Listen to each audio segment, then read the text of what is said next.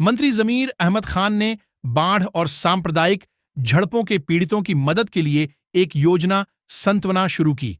बाढ़, अग्निकांड, सांप्रदायिक झड़प और प्राकृतिक आपदा से पीड़ित लोगों की मदद के लिए सांत्वना योजना बनाई गई है।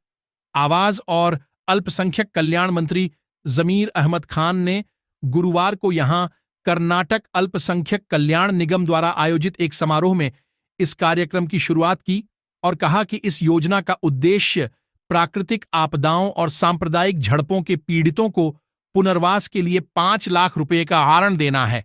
घरों और दुकानों का निर्माण करें।